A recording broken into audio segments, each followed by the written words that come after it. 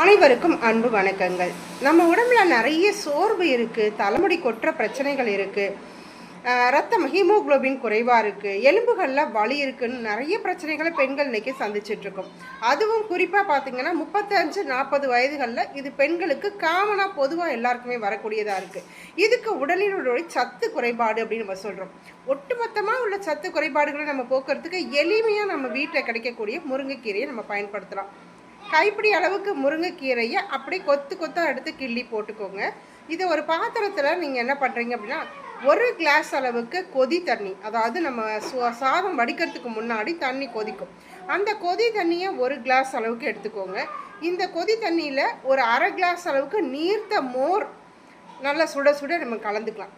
கலந்துக்கிட்டு இந்த முருங்கைக்கீரையை நீங்கள் எப்படி ப்ரிப்பேர் பண்ணிக்கணும் அப்படின்னா, முருங்கைக்கீரையை நிழல் உலர்த்தலாக உலர்த்திட்டு பொடி பண்ணணும். இந்த பொடி பண்ணுறதுக்கு முன்னாடி சுக்கு, மிளகு, சீரகம், மிளகு ஒரு டீஸ்பூன், இப்போ ஒரு கைப்பிடி அளவுக்கு ஒரு கீரைகள் இருக்குன்னா ஒரு டீஸ்பூன் மிளகு, 1 டீஸ்பூன் சீரகம், 1 டீஸ்பூன் சோம்பு, லவங்க பட்டை ஒரு பட்டை, இந்த அளவுக்கு ஒரு பட்டை போட்டுக்கோங்க. இது எல்லாத்தையும் ஃபைனாக அடித்து வச்சுக்கோங்க. இந்த கொதி தண்ணியில் இந்த முருங்கைக்கீரை பொடியை போட்டுட்டு ஒரு 2 கொதி விட்டுட்டதுக்கு எடுத்துருங்க. அதுக்கப்புறம் அந்த மோரை கலந்துக்கோங்க, நல்லா நீர்த்த மோர் கலந்துக்கோங்க. இவ்வளோதான். இந்த மாதிரி நீங்கள் குடிச்சிட்டு வரும்பொழுது உடலில் பார்த்தீங்கன்னா வலிகள் இல்லாமல் இருக்கும், முடிக்கொட்டுற பிரச்சனை இல்லாமல் இருக்கும், ரத்த சோகை இருக்காது, நடந்தால் மூட்டு வலிக்குது, கால் வலிக்குது, மூச்சு அரிக்குதுங்கிற மாதிரி பிரச்சனை இருக்கவே இருக்காது.